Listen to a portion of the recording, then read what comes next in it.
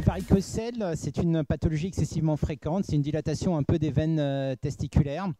Alors, on le retrouve avec une très grande fréquence. La plupart du temps, c'est asymptomatique et ne nécessite pas d'être traité.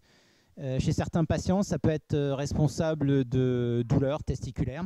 Et c'est la raison pour laquelle on va les traiter. L'autre principale raison pour laquelle on demande parfois de traiter ces varicocèles, c'est que cette dilatation va augmenter la chaleur au niveau du testicule et pourrait altérer le spermogramme.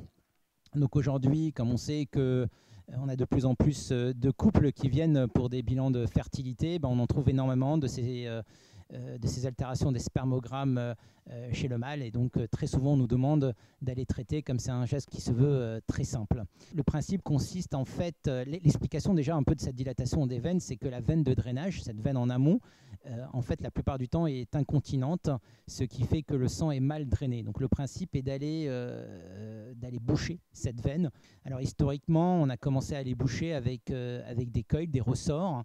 J'essaye vraiment d'éviter les coils énormément, même en distalité, pour la simple raison, c'est que j'ai vu pas mal de cas, en tout cas décrits par nos confrères urologues, où le coil entraînait une gêne importante. Le patient le ressentait, il suffisait qu'elle soit un tout petit peu surdimensionnée, ce qui est souvent le cas. On doit utiliser pour essayer vraiment de boucher la veine.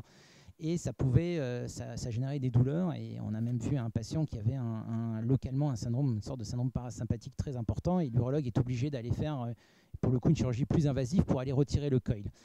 Et puis secondairement, on a associé les cols avec l'injection de sclérosant. Alors on injecte un sclérosant. Le problème du sclérosant, effectivement, c'est un peu de la mousse qu'on ne voit pas. Ça peut partir un peu partout.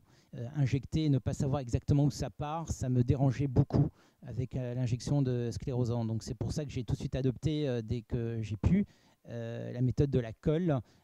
Donc là, ici, le Globran ou l'Historicryl, ce qu'on voit exactement où part la colle. C'est un liquide qui va prendre toute la veine. Il ne va pas y avoir quasiment d'intervalle libre où puisse naître une connexion. Vous prenez de la colle non diluée, et puis vous injectez tout doucement pour obliger les veines testiculaires à essayer de trouver un autre chemin qui soit normal pour pouvoir bien s'évacuer. Le traitement aujourd'hui est quasiment admis par tout le monde. Ça se fait en une demi-heure et le patient peut quasiment repartir tout de suite chez lui. Là, en utilisant cette technique, vraiment notre taux de récidive est proche quasiment du zéro. On n'utilise pas de coil, à part une certaine gêne, parce que la colle va entraîner une petite inflammation qui va durer 24-48 heures.